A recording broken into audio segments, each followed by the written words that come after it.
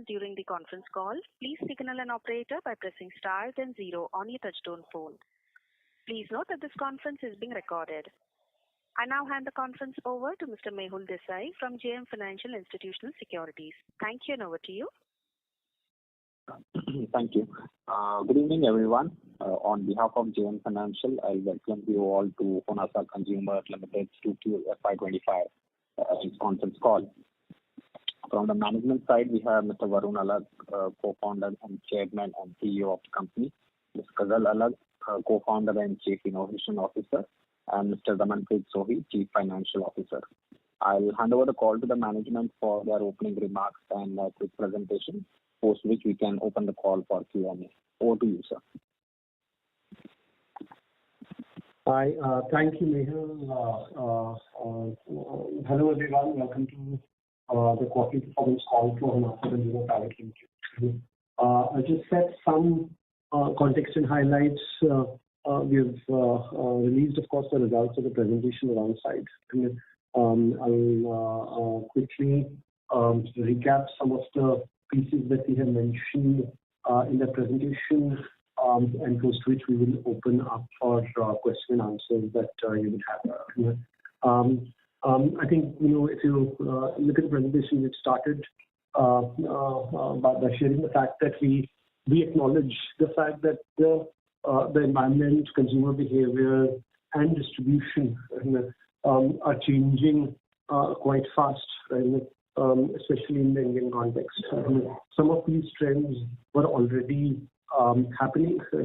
Some of these trends, like the way media landscape has especially changed, the way consumer proclivity and propositions have changed, or how quick commerce is impacting consumer behavior, are things that we are also seeing as relatively new changes, to which one's models and thinkings would of course need to evolve. And in light of that, we've also talked about the 4 or 5 key areas which are areas that we're focusing on, where we believe we need to rethink and some of the strategies and calibrate and evolve them in line with how we're seeing the landscape evolve. Of course, the first one is this whole amazing brand building playbook that we've built out.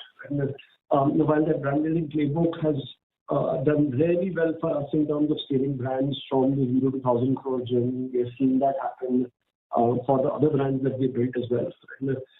But the 1,000 to 2,000 crore journey,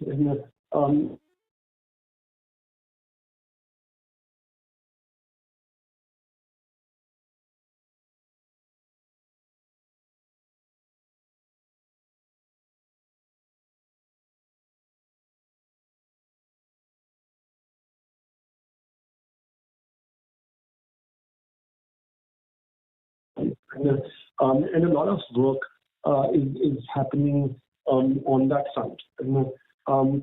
The other learning that we've had, and which is something that we've already started executing here also, is that winning in beauty and personal care, which is a complex sort of landscape of over 24 subcategories, will happen a few categories at a time, right? And we need to dominate in those categories and then keep adding more categories where we become leaders and dominate them. And the whole strategy of House of Brands will help us do that, but that will also mean we need to focus investment, innovation, R&D, etc., far more on those categories rather than going too wide. And in a phased approach, hence look at sort of winning in BPC.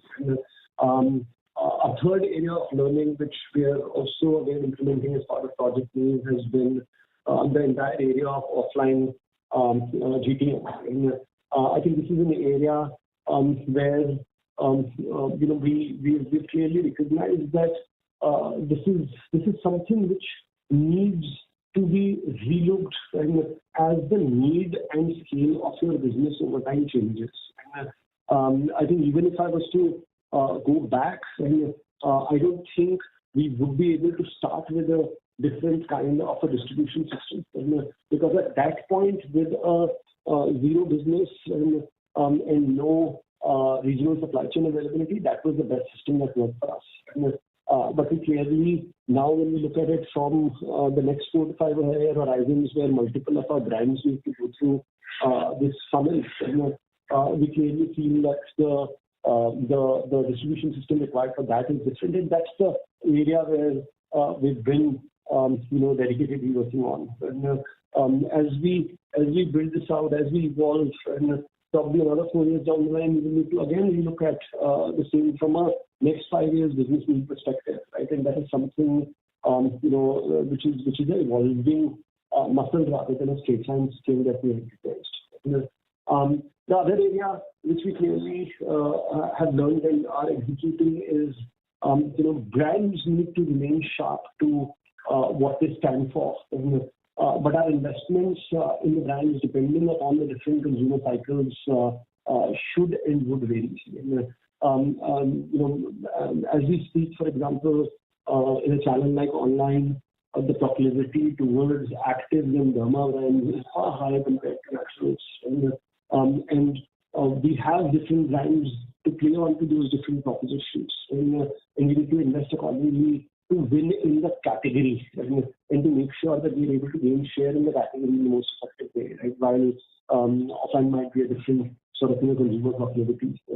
But at no point of time we want all our brands to start speaking the same language. We want them to be sharp on their own propositions, but in line with consumer proclivities, change investment strategies to win in the categories. And I think that is something that we've also sort of realized. And another area that we've been consistently working on is product superiority. And we have been actively investing in R&D capabilities, partnerships. And our objective here would be that, we build capabilities that in all our focus categories, our hero products actually beats the competition in blind testing. And that's an area where few of our products are already there.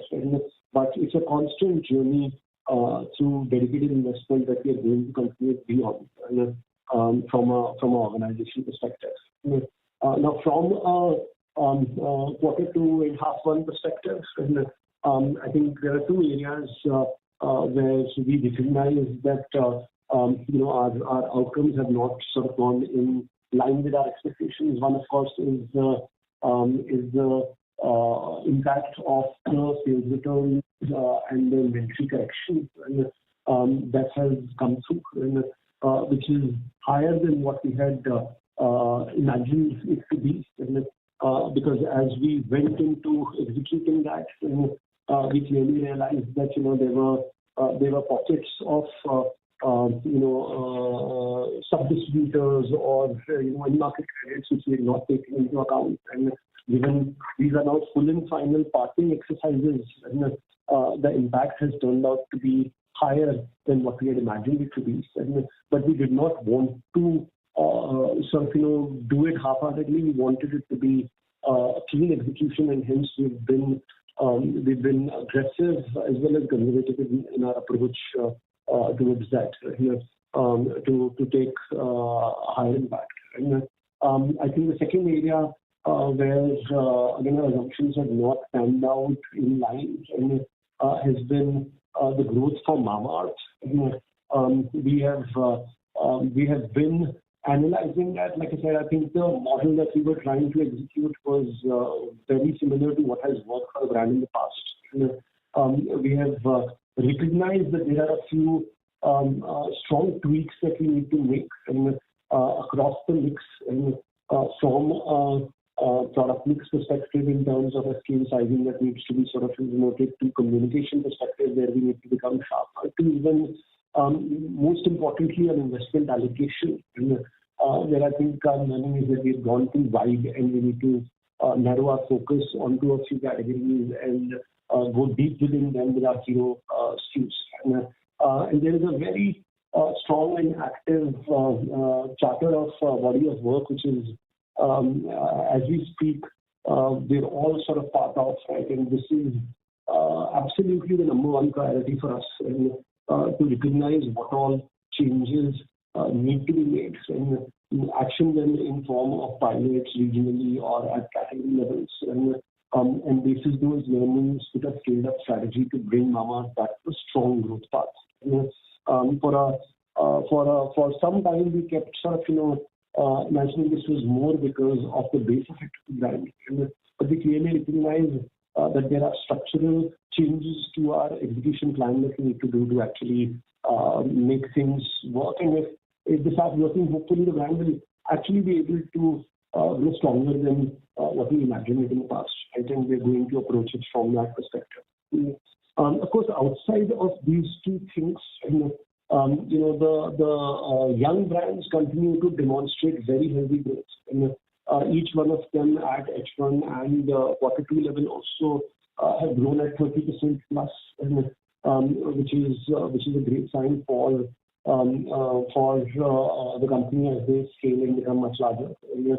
These are also brands which are not as impacted by the offline transition. That is also sort of visible there. In other parts, again, something which is clearly showing result for us is our focus category strategy, because our focus categories put together have actually done very well.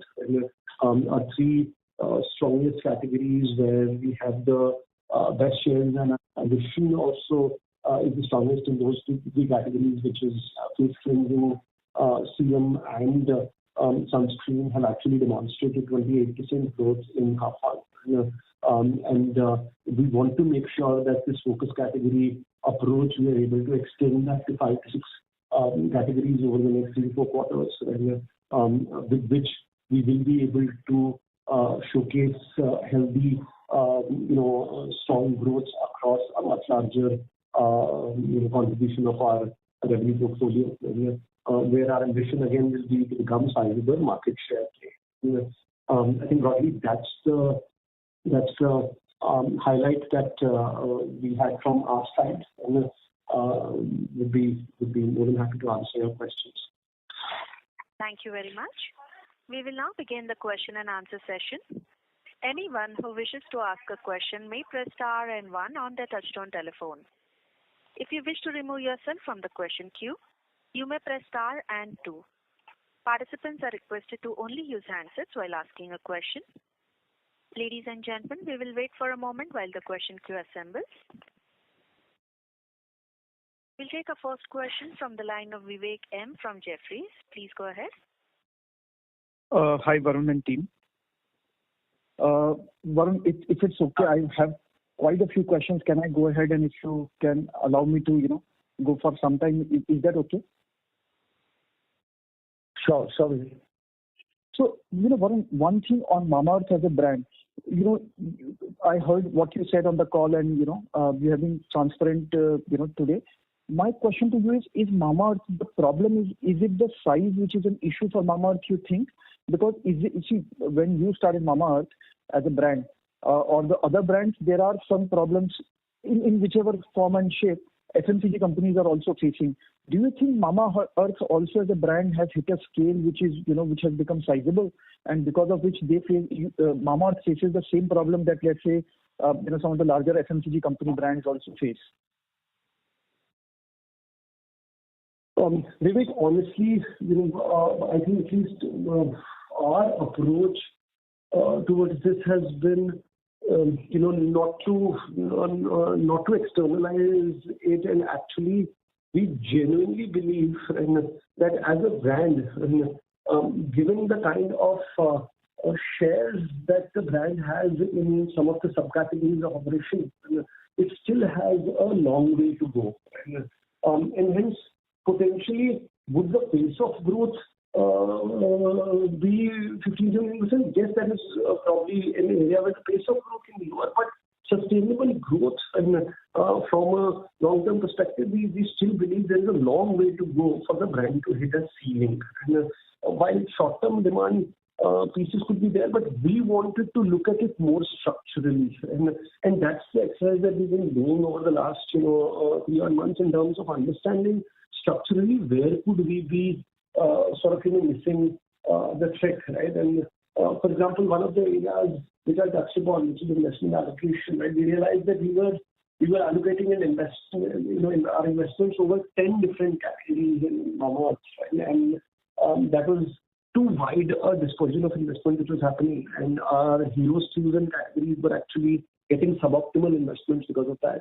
And that's a clear recognition that we have had. And even in the we talked last time that from a offline playbook building perspective, we've got Bain on board to also share some of these learnings and help us see it through that framework perspective. And we are clearly seeing some of these areas where we could do significantly better and growth back on track, right? So in my view, I wouldn't want to at all believe that the brand has hit the ceiling. And we are very, very clear and confident that this will become the number one skincare brand in the country over the next 5-7 years. And we just need to get our game right to sort of get it there.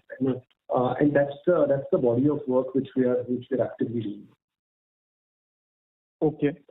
And on the same lines, your own presentation slide mentions that Indian consumer shifting from family oriented to individual centric consumption, which also means that there is a fragmentation happening in the market and platforms are evolving, etc. Do you think that because the entry barriers are low, Mamaearth as a brand is in some ways you have answered partly, but the entry into this category will keep happening from new players, from new brands over time. Does that mean that you'll always be on treadmill and you'll have to keep running and keep launching new products, or is there also a risk of a boredom with a brand because there is something else which has come in the market on the online side, for example? Vivek, what we are clearly realizing and recognizing is that online and offline are going to be very different ball games, and one fit all strategy will not work. To your specific, yes, the entry barriers and hence the competitive intensity in the category is higher, and which is visible more in the online world, and hence innovation is important when it comes to online business. But when you look at the offline business, which is what we are clearly recognizing and realizing, that's still a very heavy hero product business, and where most of the players have hero products and portfolios in specific partitions, and which continue to have large share. Segmentation has not happened in the offline space as much as it is happening in the online space. And for Mamaearth, where a large part of the growth delta is now supposed to come from the offline consumers, and getting that game right is very critical as we move forward, and which is where optimal investments on hero products, getting them in the right sizes, distributing them in the places, and focusing very strongly on that is something that we will need to dial up. And I think we've talked about this in past as well. Innovation is something which is table stakes as we move forward in the online ecosystem. I think companies which are not able to innovate will sort of will not be able to win the online game as much, and that is something that we consider our strength, and we will continue to do that well. And the only thing that we talked about and recognized is that the way we want to look at this business is from category out perspective rather than brand out perspective. The objective is to become top 3 in share in face washes, number 1 in sunscreen, number 1 in serums, and get into top 3 in another couple of categories that we define for ourselves, and nationally, and not just in online. But in that category, different brands at different points of times might have different sort of roles to play. And like I said, at this point of time, Active as a proposition has been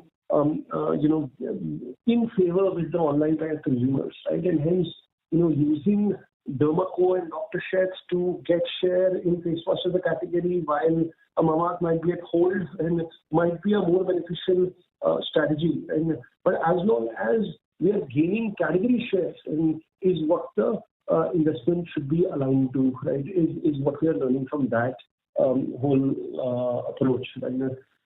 But innovation to a certain extent in all categories is a table stake for all companies. Got it. One, pardon me for asking this question directly to you, but because you mentioned about offline, you mentioned about playbook 1 to 2,000 crores and all. You need a different playbook, etc. If I just ask you, what is your right to win in the offline space where there are FMCG companies which have been around for decades or centuries? How would you respond to that? Vivek, finally, almost every couple of decades in almost every category, there is a generation shift that sort of happens from consumers, right? And that generation shift is actually an opportunity for brands to sort of take ownership and share in the usage amongst those generations, right? I think firstly there is clearly lack of brand choice which has been there in the country in the past, and that is not just for the online consumers but across offline consumers as well, right? It's the entire consumer landscape where there has been dearth of brand options, right? And in my view, right kind of brands built on right propositions is something where there is new brands have the right to sort of win there. And that is one area. Second is, of course, we need to provide products and propositions which are emotionally and functionally superior compared to what the consumer is using. And in certain cases, that could be because we are specifically crafting for the Indian consumer. And, for example, the right to win for a Uttam face wash in its space is because there is clear strong association and credibility that the consumer has with the DIY recipe that has existed for centuries in India. And now there is a brand which is offering that and in a great easy-to-use format. And so this is something that no other international brand is able to offer from their core DNA. And this is something that our brand is built on. And hence we will offer that and have the right to win from a product perspective. And similarly, in other in areas we believe from a product perspective, we need to have a concept which is a winning concept and not a me too concept. And but also in that concept deliver a product, like I said, which is a blind test winner in terms of product likability. And even if you remove the brand, and the product against competition actually does better, right? And that's something that we can pursue work on. Of course, the third area would be, from a GTM perspective, in which case, at least in the short term, we will need to use a combination of velocity and higher trade margins to get customers to get used to selling and displaying the brands. Because for the customer, which is the retailer in this case, there are two key benefits here. One, of course, as you premiumize the category in our ASPs, in almost all categories are higher by 20-25%, and that gives the customer higher bill value per transaction, the retailer. And if your margins are higher compared to what they've been selling in the past, for the retailer, there is a much higher opportunity to sort of make better money, and especially in this kind of an environment where the overall business is under duress. And, a brand which is able to offer them much better return unit of sales is something that they would like to prefer. So I think combination of these three is what I believe will give us the right to win. And we are not even trying to become another deep distribution based business. We just need to get 200,000 direct outlets right. And if we are able to get that, this is where 80% of the weighted distribution game is being played. And that is where almost all of the mass premium proposition consumers are going to buy. And so for us, we don't need to get millions of stores right. We just need to get the 200,000 right, and which, in my view, in a focused approach towards that 200,000, we should be able to demonstrate and build for, and might be much higher compared to where someone is looking at a much deeper, wider kind of numeric distribution. So I think those are the things which we want to work on to make sure that we have a right to win compared to the existing distribution systems. Got it. That was detailed. And just a couple of more, Varun. One is where you are in that cleanup cycle right now. So do you think the bulk of the cleanup is done and now from here on it's the build-up phase, or there is still a fear of unknown that you still, or that you may still have as investors?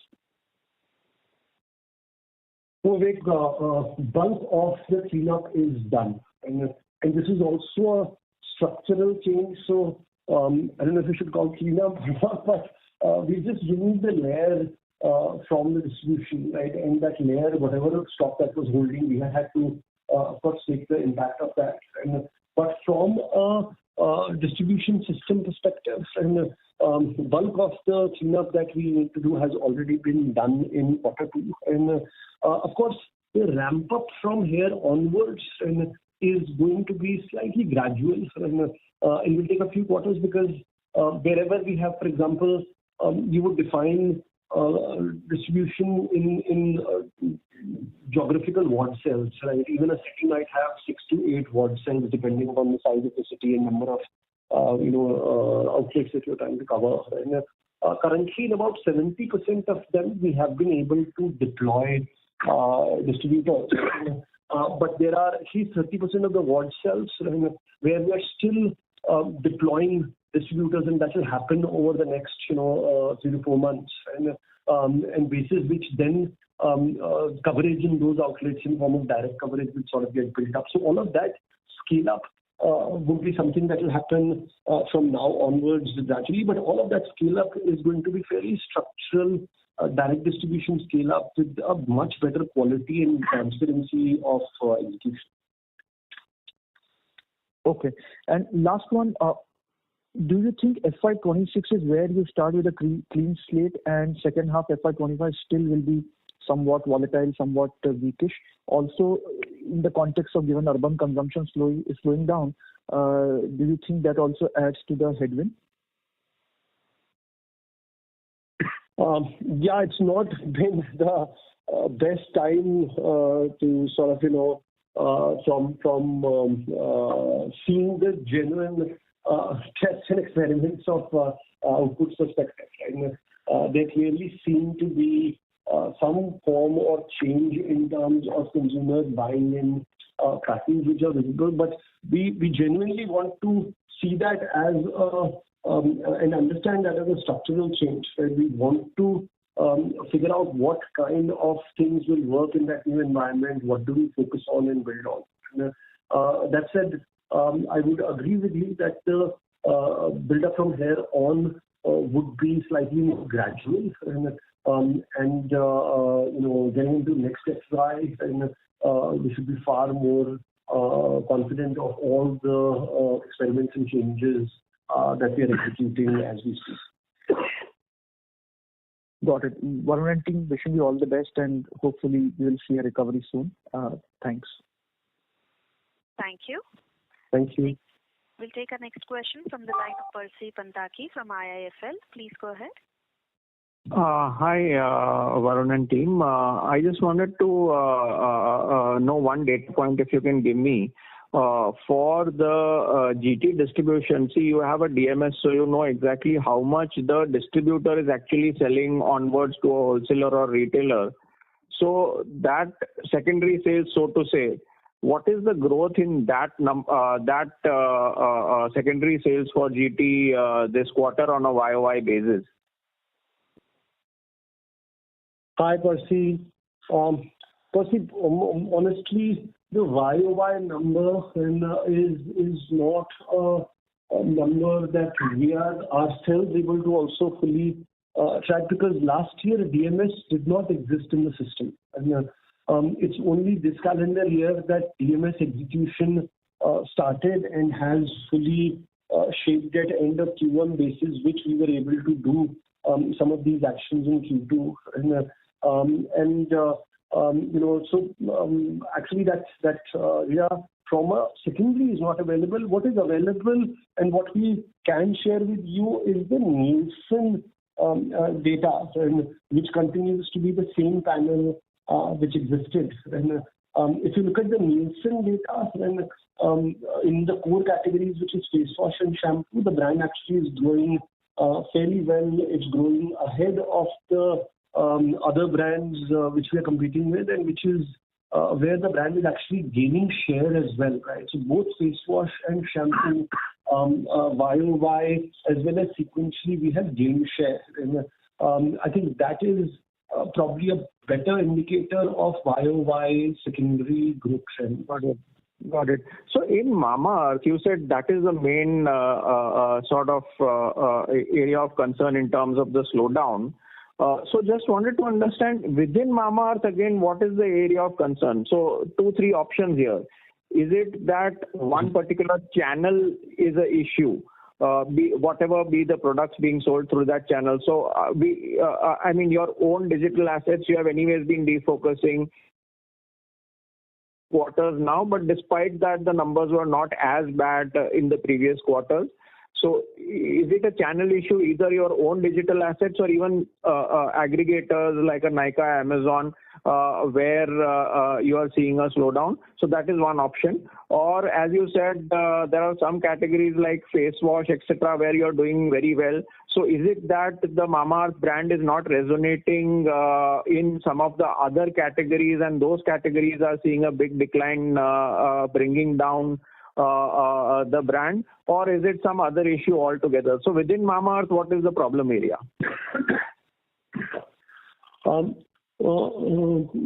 Firstly, let me sort of try and answer this one. So firstly, of course, GT is the biggest sort of contributor to the drop in decline, because that's a place where we've been going under structural transition, and the primary bases are of a very different sort of kinds, and we now need to, with that transition, we've not been able to grow over those bases. So that's the biggest delta drop. And online, if I might just get some clarification here, this GT is an issue even after you remove the 63 crores of sales return, or it is because of the 63 crore that it is pressuring? Because I'm keeping that as a one-off. So if I even remove that, even then the GT is an issue, is it? So even after we remove it, and GT, of course, the issue reduces significantly, and but GT still continues to be an issue even after we remove it, right? MT is not, but GT is, and there, because GT is a sort of sort of inch by inch, step by step, outlet by outlet game, right? And if your core distribution infrastructure is not fully in place, and that's an area where we've not been able to hence grow the brand. And even in online, and our from a even if you remove D2C, and the brands become more flattish now, and largely what we have experienced is that there is a proposition skew more towards actives, which has kind of impacted that to some extent, which we believe might be a more short-term wave over time. Of course, most countries and geographies that we've seen naturals turns out to be a very long-term consistent proposition. And the other area which is specifically also touched upon, and actually there are certain categories, right, which are declining much deeper, which are not focus categories for the brand, and which again will be a turn, and that happen, that might be bad in the short term, but as we further strengthen our investments in some of the focus categories, and the growth rate of focus categories become even better, and I think we should be able to net overtake any drop that comes from non-focus categories currently, because we have not changed that. That's something that is not showing up. Got it. And see the other brands excluding Mamaearth, is there any slowdown in the growth rate for those brands this quarter versus what we have seen over the last 3 to 4 quarters, or those brands are growing at the same rate as what they're growing over the recent past? Slight slowdown relatively is there.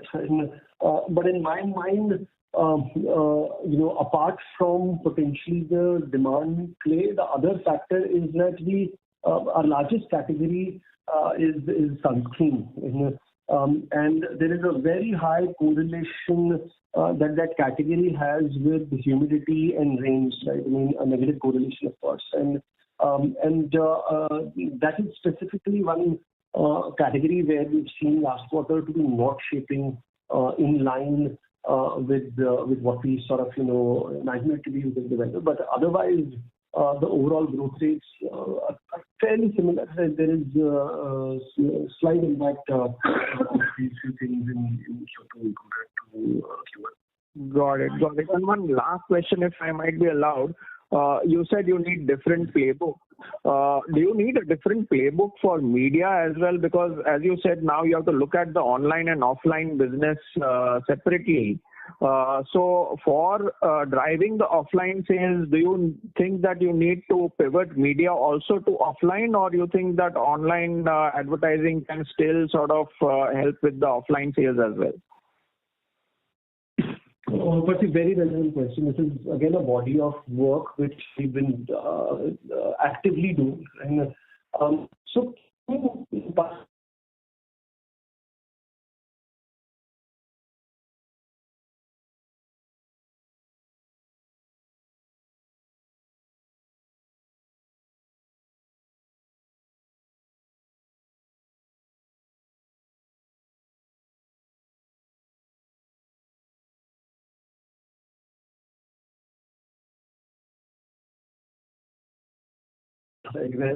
very impulse and seasonality focused, instead of which we need to be far more always on, right, in terms of our side of media on these focus categories.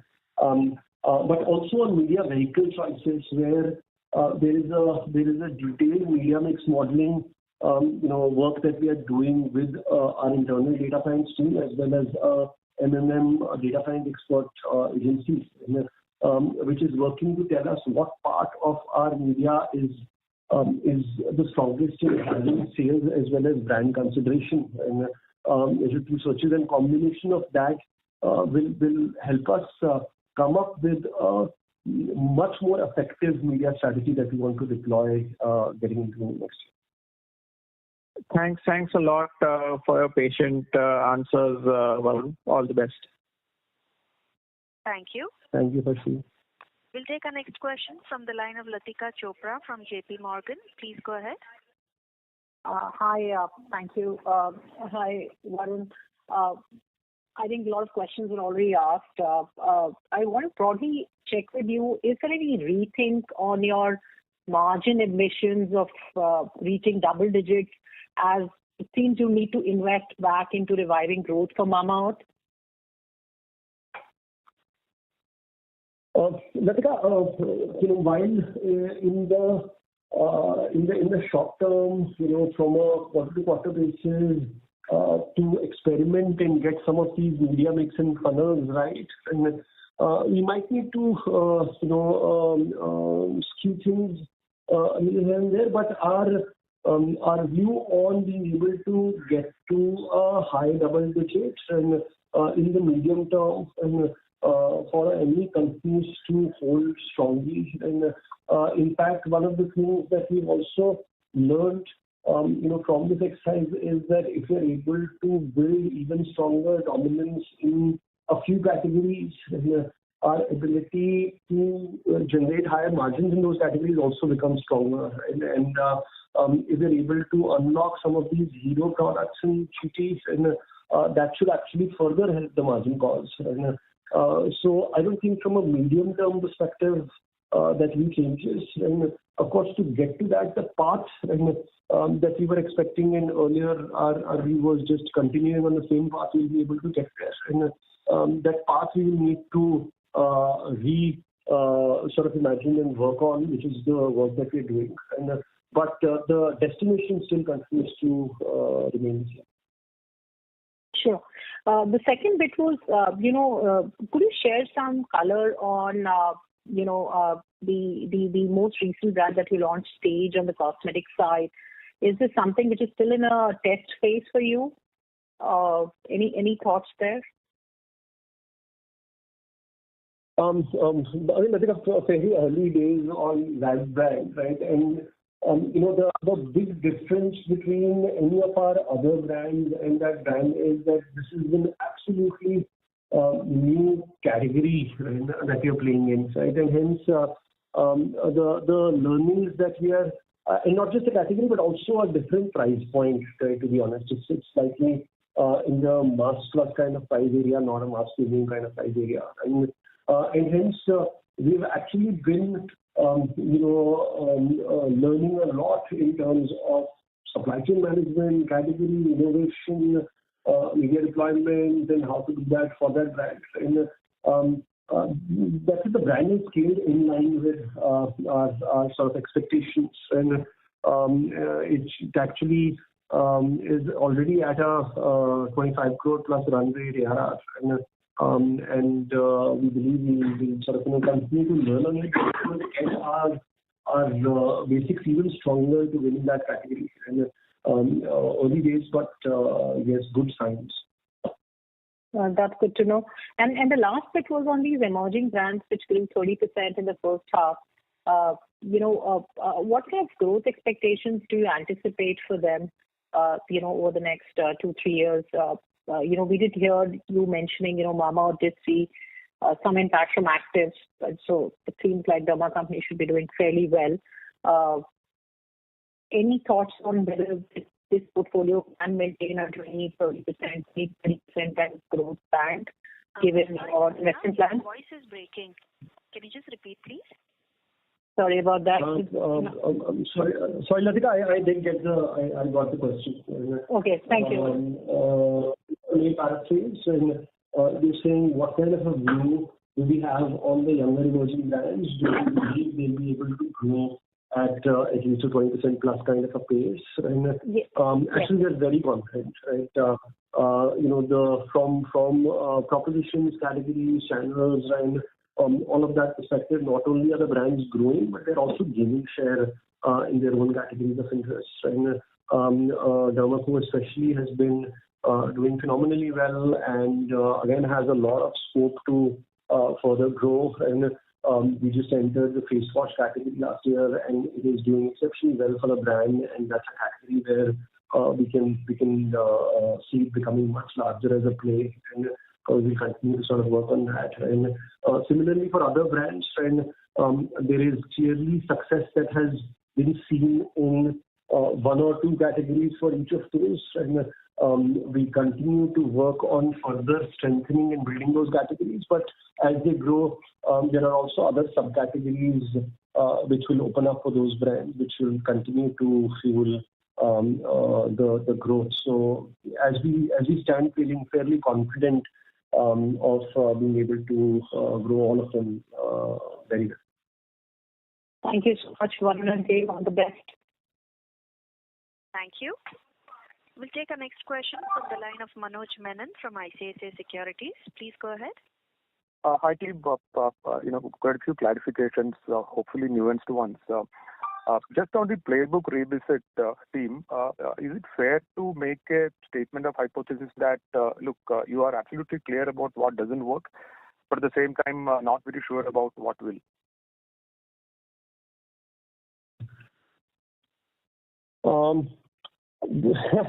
You're right. I mean, in terms of, we know that at least the last sort of investment in mix model was not generated the kind of growth that we needed it to generate.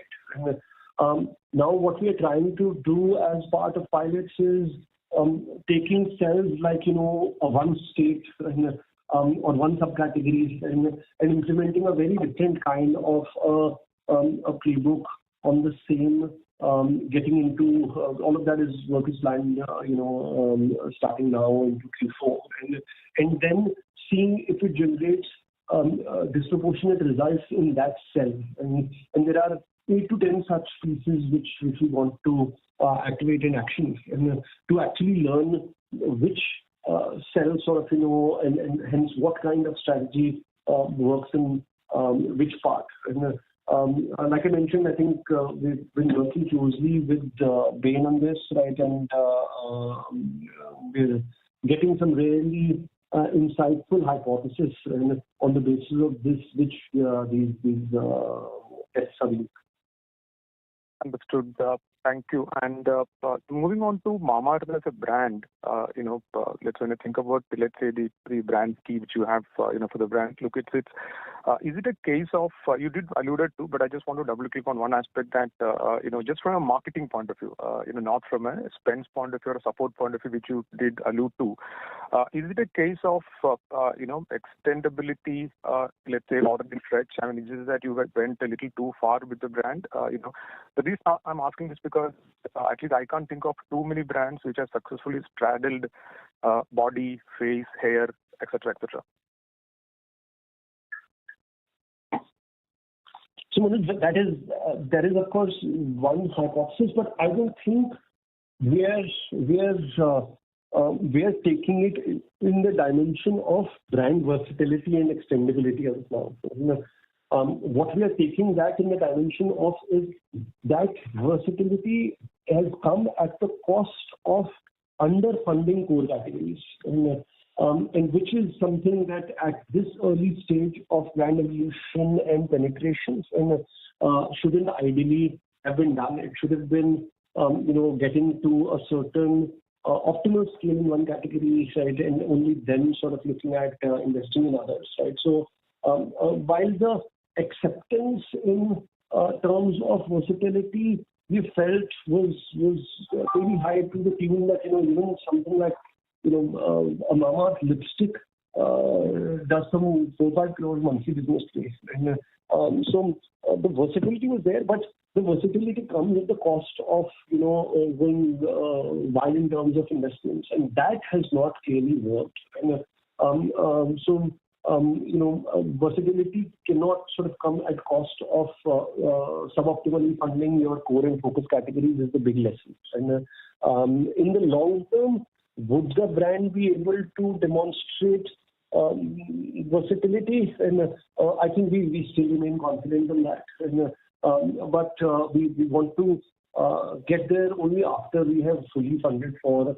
And there are multiple examples. I mean, Dove can be a good example, right, to Himalaya, to even a younger brand like CeraVe, which have straddled across 5 to 7 subcategories well. And, but the learning around opening one frontier when you've sort of not fully captured another is a learning for us. So that's what we're going to deploy. Understood. Just one last thing on the brand. Let's say versus Mamaearth, which has been a high growth brand, or rather I would say in high growth phase, excluding the incident this quarter, etc. Versus, let's say, a reasonably mature brand of similar size or any other cut you want to take. What is the difference, let's say, as a proportion of, let's say, if 100 is a denominator, what is the proportion of, let's say, hero brands or rather hero SKUs, rather, stands corrected, for a Mamaearth versus some of the mature ones? I mean, how much gap that would be currently? So, significant. I would say for most others, top 10 SKUs would probably, especially in the offline kind of environment, contribute to 75-80%, while for Mamaearth it will be about 40 to 45%. And hence there is that's a clear opportunity that we see the brand needs to focus on. Understood. Thank you. And one last thing on the offline piece. Look, I think at least I was advising investors that, look, when a company moves from online to offline, it is fair to assume that since you start on a zero base, for some incidents to happen, and in a high gross margin industry or a category, it's always better to overstock rather than understock and leave the lifetime value. So that much is clear in my mind that, demand planning, you learn, right? I mean, you started on a zero base, and as each year goes by, you learn. The only question which came to my mind was, let's say, a conversation we had a year or two back about, let's say you have reasonable online data, which would have probably helped you to get the demand accuracy far better than somebody starting in offline for the first time.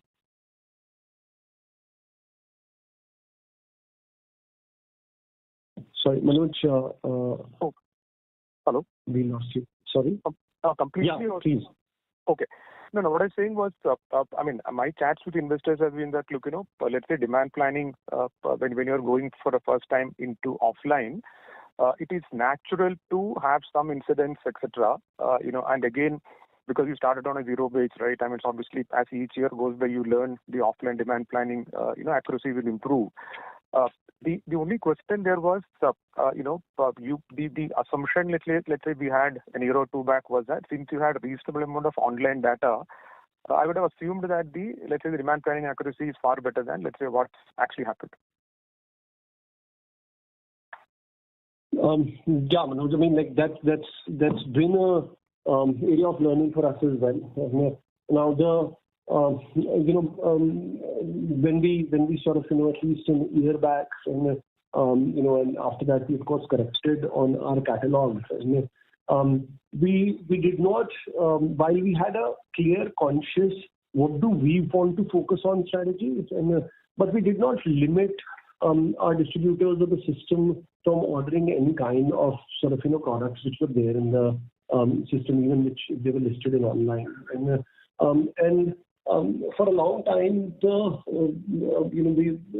finally the retailer is also looking at Instagram. The retailer is also sort of checking on things on Amazon and seeing what is it that the brand is right now promoting and what is selling on online, and they all sort of realize that that's a competition. And our sales teams kept getting sort of that feedback from dealers, no, that this product is not there, you should stock this in my shop as well, and this product I'm seeing an ad on it. And that led to proliferation of the catalog compared to what we planned the catalog to be. And over time, of course, we clearly learned that offline is not going to be a search and buy kind of a shopper journey, but it is going to be a journey where the shopper already has some consideration of what they want to buy. They will come in and sort of buy, and hence a salience and focus on a few and in absolutely relevant need spaces and payoff spaces, and is a far more effective strategy compared to having many but not being salient in one. So I think that's also sort of been a learning, and we've already from systematically curtailed our ordering assortment itself now, and basis sort of the data and science that we have. Understood. One last thing on the distribution. You started with, let's say, stock is sort of a model, if you recall correctly, 3 years back. At least anecdotally, what I found that probably now you have a lot of class A, distributors. What I mean by is that, people have been in the distribution offline for a long period of time and evolved the distributors. Let's say of your overall, distributor base today, how do you say, so you already achieved where you want to be, or that journey is still on in terms of the quality of distributors?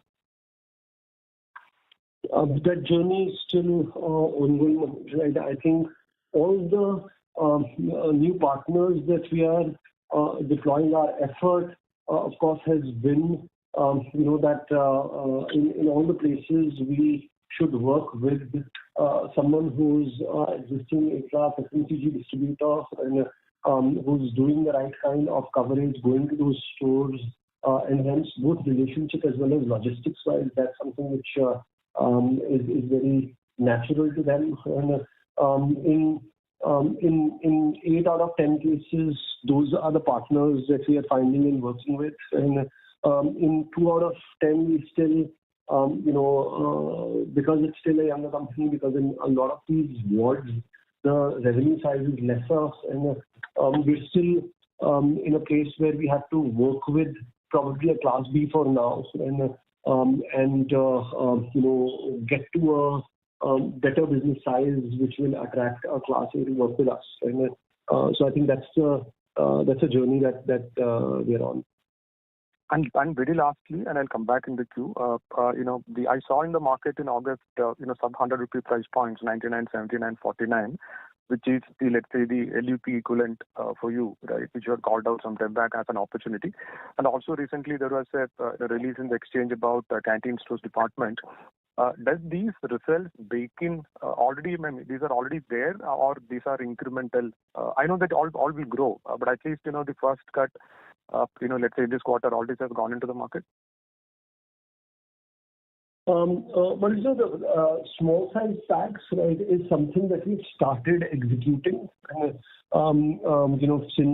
I think 2 months back, right, is when they've actively gone in the market, and we now of course need to drive awareness as well on the same. So our November Upton Face Wash media, we created an edit which specifically calls out that pack also. And hence I would say the action has started, but very early in terms of where it is.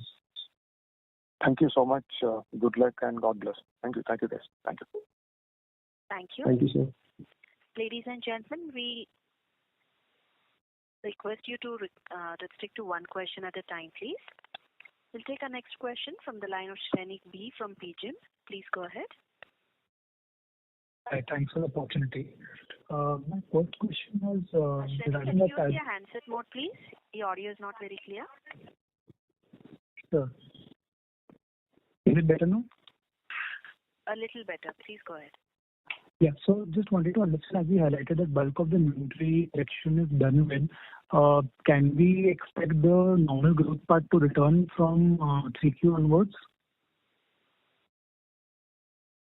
Shrenik, I think it will take us a few quarters to get the scale up of offline going, as well as to learn from the experiments and cells that we talked about on Mama and execute the same. And like I said, rest of the portfolio continues to do well, but these two and turning them around over the next few quarters, will be critical from a long-term growth perspective. So our entire focus is on that. And that said, we expect the recovery to be gradual and not sudden when it comes to getting back on the growth path that you're talking.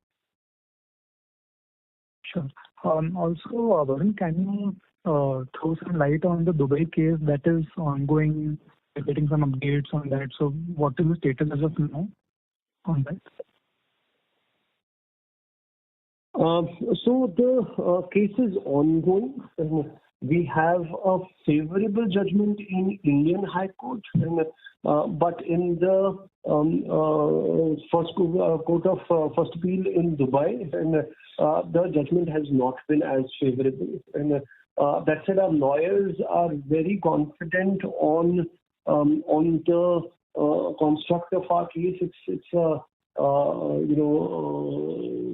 simple parting with a distribution partner with the due notices that has been done, and even the in terms of the quantum of business was not as large as the downstream has been ascertained to be, and our documentation is also strong there. So at least from our lawyers, we still continue to get strong confidence that the final decision should be in our favor. We have filed for an appeal, in the High Court in Dubai, right, while the High Court appeal which is already in our favor, and we continue to sort of discuss that as well. Okay. Thank you so much. That's it from my side. Thank you. We'll take our next question from the line of Yash from Stallion Asset. Please go ahead. Hi, thanks for the opportunity. So I just wanted to understand on your slide number 13, where you have given the bridge for your inventory correction impact of 63 crores. Now, I see that because of this, there's almost like a negative 10% EBITDA margin right? So I'm just trying to understand, like, how has just about 63 crores, which is like about 12% of your Q2 FY24 revenues, because in Q2 FY24 you had 496 crores and your reported EBITDA margin was 8.1%. But because of this inventory correction impact, I think that whole margin is gone. So why is there such a big loss? I'm just trying to understand that. Yeah, hi, this is Raman Desai. I'll dig that up. So, the 63 crore inventory impact means, this is returns coming back to the company. So there's an effect. It's impacted our primary sales to an extent, and hence we make 70% gross margin. So we lose that 70% gross margin on the, return inventory. And along with that, given that inventory is coming from the trade, we've also provided for certain inventory-related provisions, so that if there is inventory which is coming back, which is in a certain condition, we are adequately provided for. And hence, so there's a loss of gross margin, there is an inventory provision, and also we provide certain, sort of trade cost-related provision on top of it, which is impacting this close to 10.7% impact from a year-on-year perspective on our EBITDA margin. So that's what it's. I would like to further add to that. Like we have shown, even if this wouldn't have happened, the adjusted EBITDA is also lower compared to what our plan was, and that's largely on account of the while the overall our OPEX planning and some of the other costs, etc., on account of the short-term supply chain conditions, etc., have been there. So the revenue in the scale that we expected has not, shaped up.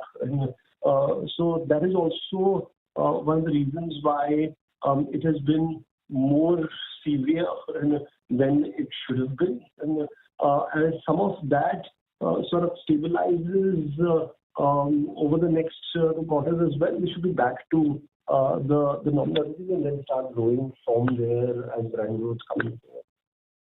Sure. So I mean, just for your. We have participants in the queue, please. Sure, got it. Okay, no problems. Thank you. We'll take our next question from the line of Manish Poddar from Invesco Asset Management. Please go ahead. Yeah, hi, Varun. I have two questions, so I'll take them together.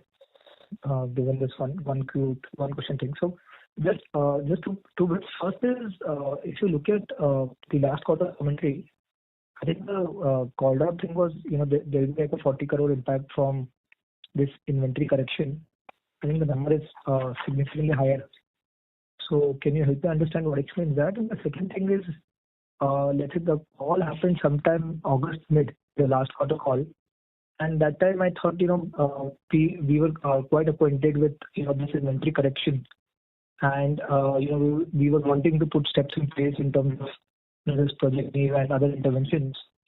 And that time we were guiding for 20% growth for the rest of the year, adjusting for this sort of inventory correction. So what really has changed in the last, let's say, 3 months, give or take, in terms of, I've heard the commentary, but I'm still not able to gather what really has gone dramatically wrong, or, what is really the underlying concern.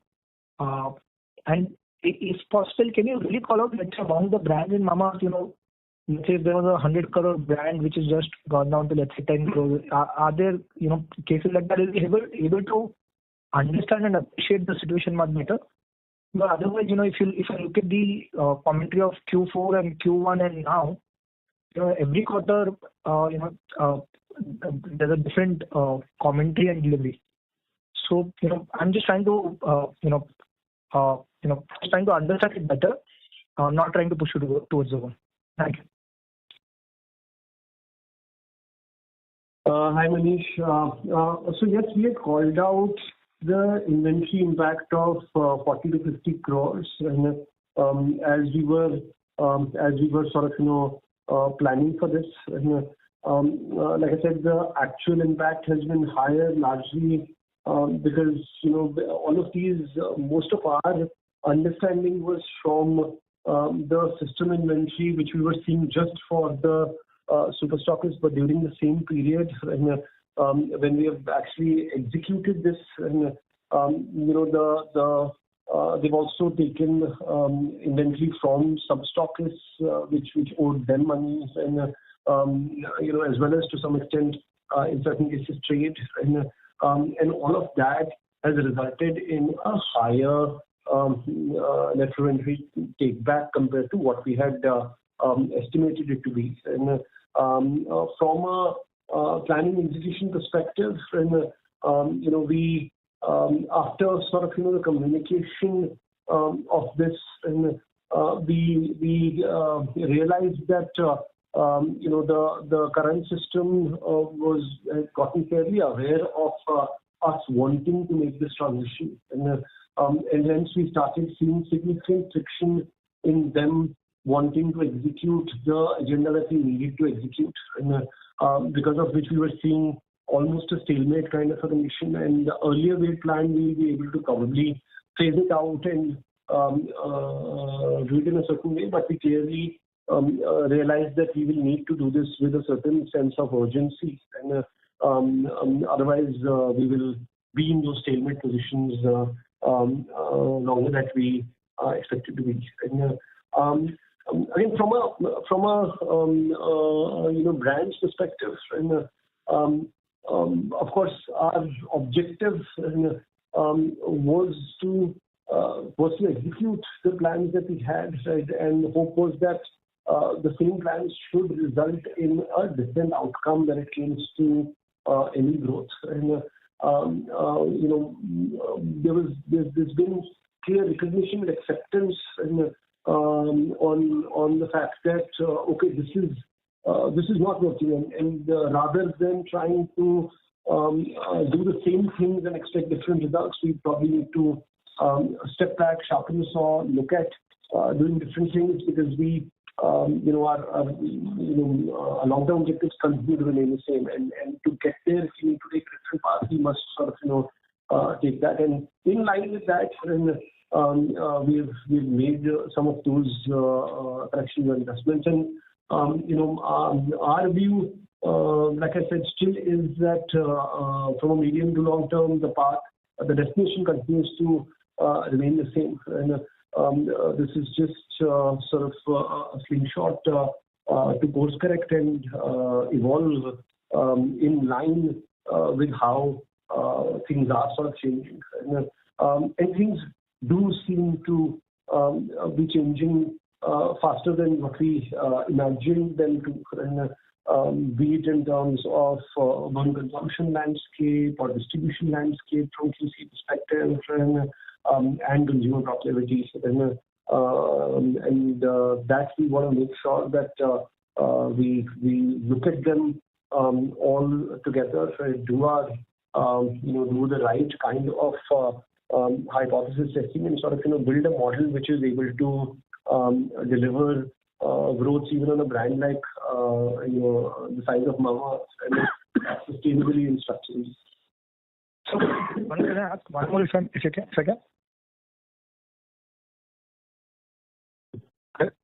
Yeah, sure. Yeah. So just to understand, let's say Mama sale is 100 rupees. Of this, let's look at half year basis, just to get some sense, or let's say if you want to take trailing points, I'm fine with that also. Just to get some sense, in this 100 rupees, there are bits and pieces which would be growing, right? Or there are bits and pieces which would be declining. So to just get some caricature, let's say if you have to divide the portfolio in, let's say 4 or 5 broad categories, or percentage of portfolio which would be growing versus declining. I'm just trying to understand, are there pockets which you need to course correct, or this is broad based at the brand level? Because I think in the earlier part you mentioned some bit of intervention at the channel level. I'm just trying to look at more from a, let's say, portfolio product level, so if possible. Thank you. Manish, my view on that would be like, I'd rather let us look at it and figure out a solve where we need to solve the same, and to generate the right kind of output which will help brand growth and growth. And I don't think sharing that level of granularity is going to help either you or me. And we understand the pockets where those issues are, where, like I said, taking concentrated approaches to figure out how we will resolve those issues and turn them around. In a couple of quarters, I think we'll be fairly confident in being able to share what all are the big changes that we are making and implement them at scale to get to where we need to get. So come across, let's say setting out, how does one judge, let's say, the intervention you're taking and let's say the input output of it, other than let's say the quarterly results which come out? So that's where the under question was from. But I hear you. Thank you so much. Thank you. As there are no further questions, I now hand the call over to management team for closing comments. Over to you.